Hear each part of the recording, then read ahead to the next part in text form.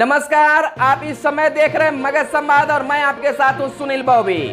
आइए जानते हैं आज की बिहार शिक्षा विभाग की बड़ी खबरें। बिहार शिक्षा समाचार में जानिए बिहार के तमाम A to Z शिक्षा विभाग की खबरें। क्या वैकेंसी आया है, क्या शिक्षकों के लिए खबर है, क्या छात्रों के लिए खबर है, तो आइए जानते हैं आज की बिहार शिक्षा समाचार। बिहार समाचार में आज की बड़ी खबरें। भोजपुरी मैथिली में होगी प्रारंभिक कक्षाओं में पढ़ाई। शिक्षा मंत्री ने विधानसभा में कहा, पहली से 8वीं तक के विद्यार्थी स्थानीय भाषा में पढ़ेंगे। बिहार में प्रारंभिक शिक्षा की पढ़ाई स्थानीय भाषा में होगी। इनमें मैथिली, भोजपुरी व मगही अन्य स्थानीय भाषाएं शामिल होगी। शिक्षा मंत्री विजय कुमार चौधरी ने बुधवार को बिहार विधानसभा में भोजनावकाश के बाद विभाग के बजट पर मांग चर्चा के बाद सरकार की ओर से उत्तर देते हुए जानकारी दी। उन्होंने कहा कि 4 मार्च को कालजयी रचनाकार फणीश्वरनाथ रेणु की शताब्दी जयंती है। मुख्यमंत्री के नेतृत्व में सरकार के निर्णय लिया है कि महात्मा गांधी को याद करने और कालजयी रचनाकार फणीश्वरनाथ रेणु जी की प्रति श्रद्धांजलि अर्पित करने और आने वाले समय में विद्यार्थियों में प्रारंभिक शिक्षा का माध्यम जो क्षेत्रीय भाषाएं हैं, चाहे भोजपुरी हो, मैथिली हो, मगही हो, स्थानीय भाषा है, उसके माध्यम से कराएंगे। उनको इसी तरीके में से श्रद्धांजलि अर्पित करना चाहते हैं। श्री चौधरी ने कहा कि बच्चों में जो समझ विकसित करने का समय होता है, उन्हें जो मातृभाषा में समझाया जाएगा वो दूसरी भाषा में नहीं समझ सकते हैं। इसलिए उनको सहज रूप से सभी चीज को ज्ञान उनके अंदर स्थापित करने के लिए सरकार ने गांधी जी के आदर्शों को और रेणु जी की जो दिशा थी लिखने पढ़ने की, उसे सम्मानित करने के लिए हमने प्रारंभिक विद्यालयों में शिक्षा का माध्यम जो स्थानीय भाषा है, भोजपुरी, मैथिली, मगही, उसी भाषा को अपनाएंगे।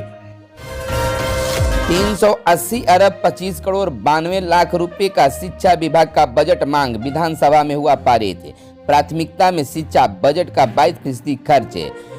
शिक्षा मंत्री अशोक कुमार चौधरी ने कहा है कि सरकार की प्राथमिकता में शिक्षा शामिल है, इसलिए बजट का लगभग 22% शिक्षा विभाग पर खर्च करने जा रहे हैं। नई शिक्षा नीति में जीडीपी का 6% खर्च रखा गया है। हम बिहार में इस लक्ष्य को आज भी प्राप्त कर चुके हैं। कहा कि शिक्षा विभाग की बजट मांग पर 19 सदस्यों ने सुझाव दिए हैं। उनके सुझाव जो सरकार की नीतियों व कार्यक्रमों में शामिल किया जाएगा। उन्होंने पहली बार सदन में बोलने वाले तीनों सदस्यों को विशेष बधाई व शुभकामनाएं दी और सुझाव देने वाले सभी सदस्यों को धन्यवाद भी दिया। इधर बताते चले कि स्थितियां सामान्य हो रही है और स्कूल और शिक्षण संस्थान भी खुल रहे हैं। शिक्षा मंत्री श्री चौधरी ने कहा है कि कोरोना के समय करीब 1 साल तक मजबूरन सभी शिक्षण संस्थानों को बंद करना पड़ा था। अब धीरे धीरे रिक्तियां समान हो रही हैं। चरणबद्ध 4 जनवरी से माध्यमिक और उच्च माध्यमिक विद्यालय यूनिवर्सिटी को खोला। 8 फरवरी को मध्य विद्यालय को प्रारंभ किया है। अभी 1 मार्च से प्रारंभिक विद्यालयों को भी खोलने का निर्णय लिया है। सरकार ने हिदायत दे रखी है कि कोरोना प्रोटोकॉल का पालन किया जाएगा। मूल्यांकन कर अनिवार्य सेवानिवृत्ति नई बात नहीं।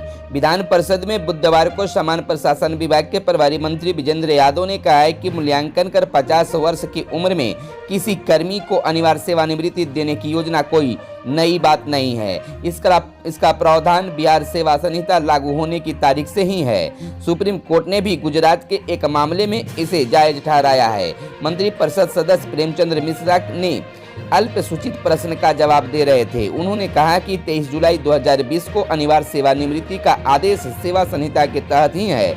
बड़े पैमाने पर सरकारी सेवकों को जबरन नौकरी से हटाने का कोई आदेश नहीं है। मंत्री के जवाब में हस्तक्षेप करते हुए केदारनाथ पांडे ने कहा है कि जब व्यवस्था पुरानी है तो नया संकल्प लाने की क्यों जरूरत है। इधर रामचंद्र पूर्वे ने भी कहा कि सरकार के इस फैसले से सरकारी सेवकों को मानसिक प्रताड़ना से गुजरना पड़ रहा है। वह डर के साये में काम करते हैं। श्री मिश्रा ने पूछा कि यह व्यवस्था केवल राज्य के कर्मियों के लिए क्यों लागू की गई है, IAM और IPS के साथ राजनीतिज्ञों पर क्यों नहीं लागू होती है।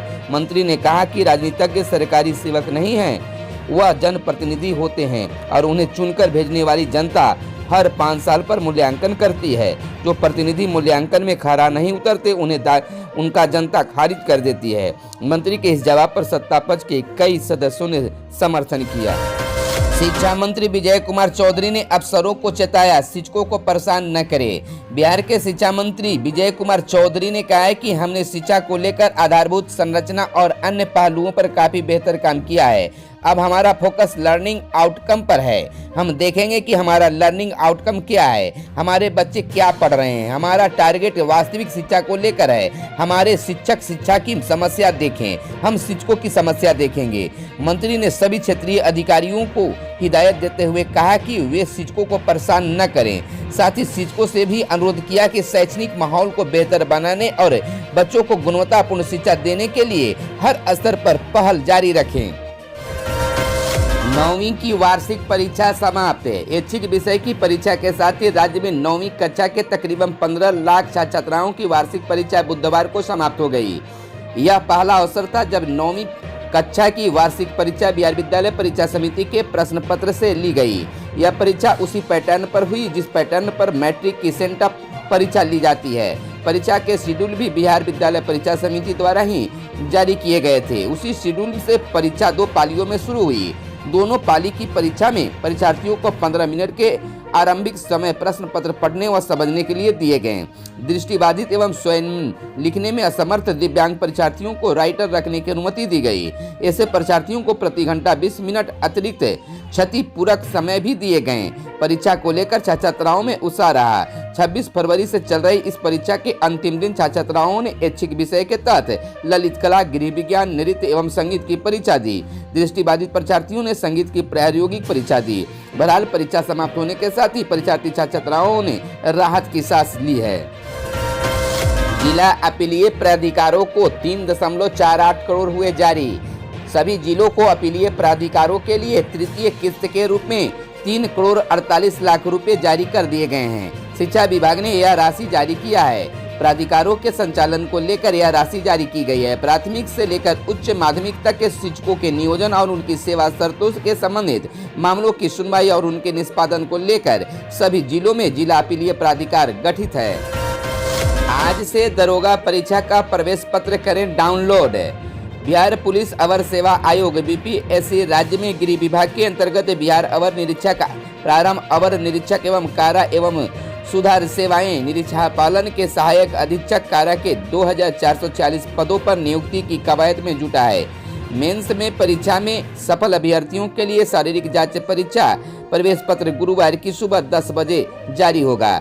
आयोग के विशेष कार्य पदाधिकारी संजय कुमार ने बताया कि आयोग की वेबसाइट पर प्रवेश पत्र 4 मार्च की सुबह 10 बजे से उपलब्ध रहेगा। परीक्षा 15 मार्च के बाद संभावित है। आयोग की ओर से जारी होने वाले प्रवेश पत्र में सभी प्रतिभागियों की सूची उपलब्ध रहेगी। वर्ष 2019 में आवेदन लिए गए थे। मदरसों के शिक्षकों की मांग को लेकर एआईएमआईएम ने किया प्रदर्शन। बिहार विधानसभा परिषद में बुधवार को एआईएमआईएम के सदस्यों ने मदरसों के शिक्षकों को पूर्ण वेतनमान देने एवं उर्दू शिक्षकों की बहाली की मांग को लेकर प्रदर्शन किया। एआईएमआईएम के विधायक अखरुल इमाम ने कहा कि उर्दू शिक्षकों के पद खाली हैं, लेकिन सरकार नियुक्ति नहीं कर रही है। सरकार की दोहरी नीति शिक्षा नीति बदलनी होगी। मदरसों के शिक्षकों को पूर्ण वेतनमान देना होगा। एआईएमआईएम सदस्यों ने वित्त रहित शिक्षा को समाप्त करने की मांग की है। साथ ही एआईएमआईएम के विधायकों ने कहा कि प्रदेश में शिक्षा व्यवस्था में सुधार के लिए टीएटी पास अभ्यर्थियों की शीघ्र नियुक्ति की जाए ताकि बिहार के शिक्षा व्यवस्था को पटरी पर लाया जा सके। शिक्षा और रोजगार के मुद्दे पर राजद ने किया प्रदर्शन। बिहार विधान परिषद में विभिन्न मुद्दों को लेकर विपक्ष ने प्रदर्शन किया। राजद ने शिक्षा रोजगार के सवाल पर हाथ में पोस्टर लेकर प्रदर्शन किया। इस दौरान राजद विधायकों ने शिक्षा और रोजगार के मसले पर सरकारी नीतियों की आलोचना की। विधायकों ने एकजुट होकर कहा कि सरकार रोजगार के नाम पर युवाओं के साथ छल कर रही है। प्रदेश में शिक्षा की व्यवस्था हर दिन गिरते जा रही है। शिक्षा में गिरावट हो रही है। प्रदेश के शिक्षा के स्तर पर पलायन हो रहा है। कोई सुनने वाला नहीं है। राजद विधायक ललित यादव ने कहा कि राज्य में शिक्षा व्यवस्था भगवान भरोसे है। शिक्षकों की नियुक्ति नहीं हो रही है और बच्चे स्कूल छोड़ रहे हैं। वहीं सरकार में बैठे लोग सिर्फ जुमलेबाजी कर रहे हैं। राजद के मुख्य प्रवक्ता भाई वीरेंद्र ने कहा कि शिक्षा रोजगार के सवाल पर सरकार लोगों को ठग रही है। युवाओं को यह नहीं बताया जा रहा है कि कितने लोगों को रोजगार मिलेगा और कब मिलेगा। हम लोगों ने सदन के बाहर और अंदर सरकार को शिक्षा के मुद्दे पर घेरेंगे। छात्रों पर लाठीचार्ज के खिलाफ प्रदर्शन। 19 लाख रोजगार और शिक्षा स्वास्थ्य जैसे बुनियादी मांगों को लेकर आयोजित विधानसभा घेराव के दौरान बर्बर पुलिस दमन के खिलाफ पूरे बिहार में विरोध प्रदर्शन हुआ। इसके बाद आक्रोशित छात्रों ने मुख्यमंत्री का पुतला जलाकर प्रदर्शन किया। बिहार के पटना, आरा, बक्सर, कैमूर, जहानाबाद, औरंगाबाद, दरभंगा, समस्तीपुर, मुजफ्फरपुर, बेगूसराय, भागलपुर में प्रदर्शन किया गया। पटना के कारगिल चौक पर प्रदर्शन किया गया। सभा का संचालन आइसा के राज्य सह सचिव आकाश कश्यप ने किया। आइसा के राज्य अध्यक्ष मुख्तार ने कहा कि शिक्षा रोजगार को लेकर शांतिपूर्ण प्रदर्शन कर रहे छात्राओं पर, युवाओं पर पुलिस ने बर्बर तरीके से लाठियां चार्ज की, आंसू गैस के गोले और वाटर कैनल का प्रयोग किया है। सरकार फर्जी मुकदमे वापस ले। सुधीर कुमार ने कहा कि आंदोलन पर दमन करके छात्राओं और युवाओं के सपनों और अधिकारों को नहीं दबाया जा सकता है। स्कूल फीस भी अभिभावकों की जेब पर पड़ेगी भारी। पिछले वर्ष प्राइवेट स्कूलों में स्कूल फीस लगभग 40% तक बढ़ोतरी की गई थी। इसके कारण अभिभावकों के बजट पर लगभग 800 रुपये का अतिरिक्त बोझ पड़ा। खेमनी चक स्थित बुद्धा सेंट्रल स्कूल के संस्थापक दिलीप कुमार कहते हैं कि इस साल कम से कम 10% की बढ़ोतरी फीस में की जाएगी। घर पर पढ़ाने वाले प्राइवेट ट्यूटरों की फीस भी बढ़ गई है। कोरोना के बाद प्राइवेट ट्यूटर की फीस और कोचिंग संस्थानों की फीस में बढ़ोतरी हुई है। 6ठी कक्षा तक के बच्चों को ट्यूशन पढ़ाने वाली की फीस में 500 रुपये तक बढ़े हैं। इस बार स्कूल खुलने पर प्रति बच्चे स्कूल बस भाड़ा में 250 से 300 रुपये तक की बढ़ोतरी होगी। बस संचालक कुणाल कुमार ने कहते हैं कि जब स्कूल बस का संचालन बंद किया गया था तब डीजल की कीमत 60 रुपये प्रति लीटर थी। आज 90 रुपये के पार डीजल मिल रहा है। खबरों में आज बस इतना ही। वीडियो पसंद आए तो एक लाइक जरूर करेंगे। अब तक चैनल को सब्सक्राइब नहीं किए तो चैनल को कर ले सब्सक्राइब, ताकि इस तरह की वीडियो आपको सबसे पहले सबसे आगे मिलता रहे। धन्यवाद। जय हिंद, जय भारत, वंदे मातरम।